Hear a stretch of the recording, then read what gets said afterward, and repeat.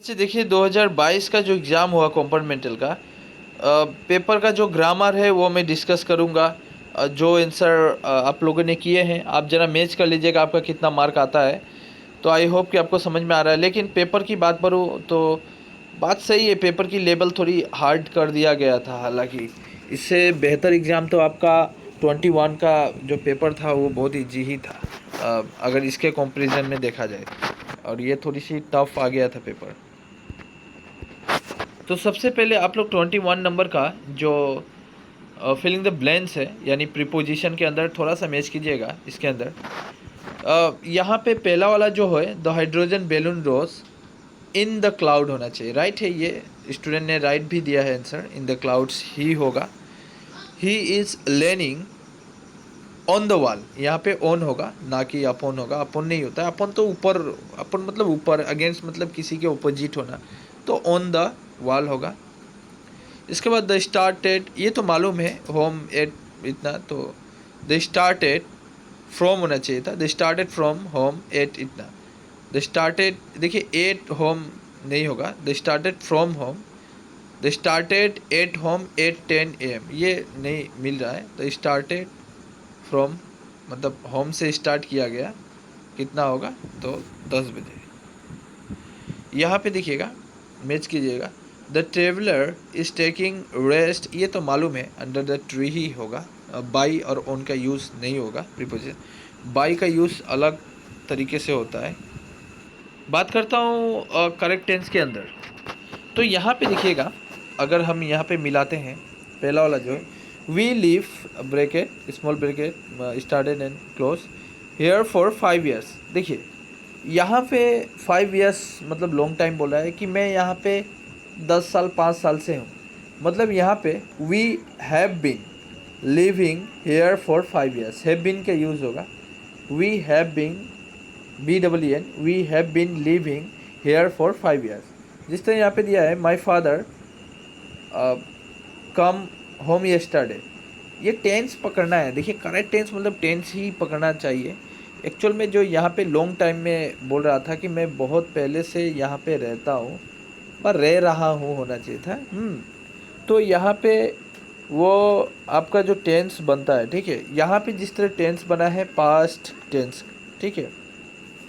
तो past tense बोला है बीता हुआ कल, आप जो काम कल किए थे। माई फादर कम होम यस्टरडे, मतलब मेरे पिताजी कल आए थे, मेरे घर में आए थे। एक्चुअल में ये जो है कल आए थे मेरे घर में आए थे, ये पास्ट इंडिफिनिट का पास्ट इंडिफिनिट ये जाता है, पास्ट इंडिफिनिट इंडिकेट कर रहा है।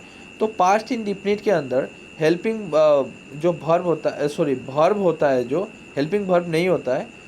पास्ट कंटिन्यूअस के अंदर वाज वेयर का यूज़ होता है, लेकिन पास्ट इंडिफिनिट के अंदर हम वर्ब का सेकेंड फॉर्म को यूज़ करते हैं। तो कम का सेकेंड फॉर्म केम हो जाएगा। तो my father came home yesterday, बस इतना राइट होगा, ठीक है, इतना ही राइट होगा। यहाँ पे देखिएगा, एक्चुअल में ये जो पार्ट है water freeze at 0 degree centigrade, ये जो पार्ट है ये प्रेजेंट इंडिफिनिट टेंस इंडिकेट कर रहा है। अगर मैं इसको देखता हूँ तो प्रेजेंट इंडिफिनिट टेंस के अंदर एस बाई एस का यूज़ होता है। सो यहाँ पे एस का यूज़ होगा, फ्रीज हो जाएगा, एस हो जाएगा। तो बस एस यूज़ करना था। मतलब चेंज द नरेशन के अंदर बात करूँ, बहुत ही सिंपल ही दिया था कि आप देखेंगे ही सेड, नरेशन है कि नहीं, he said inverted coma start I am busy, यहाँ पे होगा he said that he was busy होना चाहिए था। अब बोलेगा सर वाज क्यों हुआ। देखिए ये जो पार्ट है प्रेजेंट इंडिफिनिट टेंस का होता है।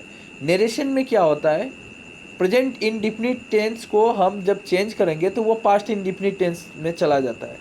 तो ही सेड, उसके बाद मिडिल में कंजंक्शन डेट का यूज़ होगा। He said that, conjunction that का यूज़ कर लिया मैंने। डेट का यूज़ करने के बाद जो ये पहला आई लिखा है, एक्चुअल में आई जो है फर्स्ट पर्सन सिंगुलर नंबर है। तो फर्स्ट पर्सन रहने से वो सब्जेक्ट के अनुसार चेंज होगा।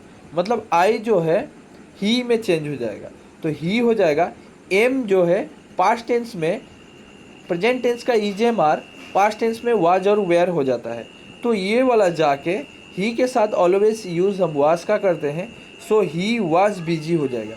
याद रखिएगा ये पूरा बना he said that he was busy, right.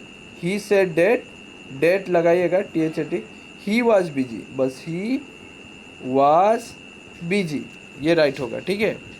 इसके बाद ये वाला जो दिया है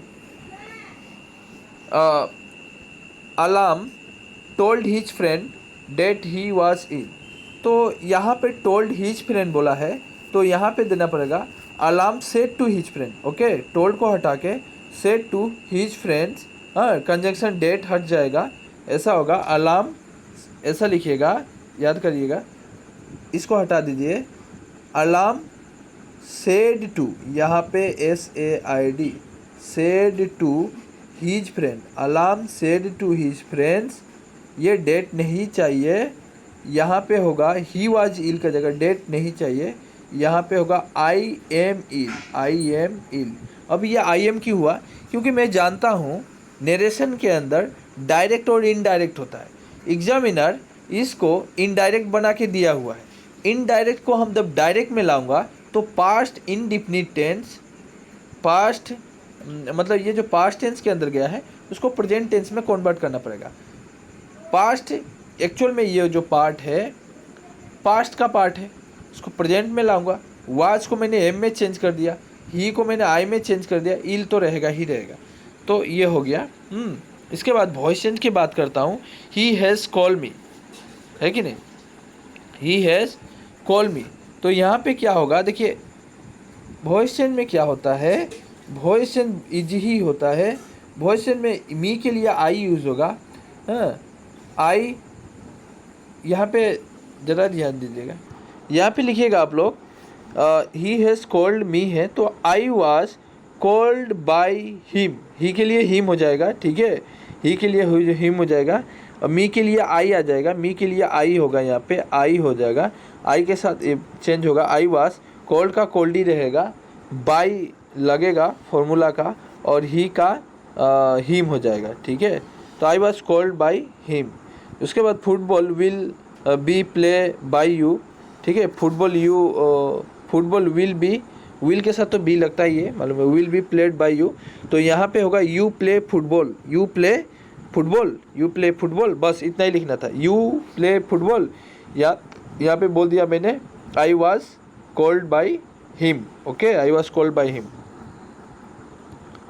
यहाँ पे थोड़ा मैच कीजिएगा, ये वाला जो है प्लम का ग्लम होगा ना कि जंप, ये नहीं होगा, प्लम का ग्लम ये होगा, और फेट का रेट ये होगा। यहाँ पे 2 मार्क मैंने बोल दिया आपको, ये मिला लीजिएगा, बहुत इजी आया था। इसके बाद क्वेश्चन की बात करूँ, क्वेश्चन अपने आप में थोड़ी टफ दे दिया था, मॉडरेट भी नहीं कहा जा सकता, यह हार्ड लेवल का ही था, ठीक है। यहाँ पे सोलिटरी का मीनिंग लोनली हो जाएगा, मतलब अकेलापन, अकेला, तो यहाँ पे ये पहला वाला राइट होगा, आप लोग ज़रा मैच कर लीजिएगा।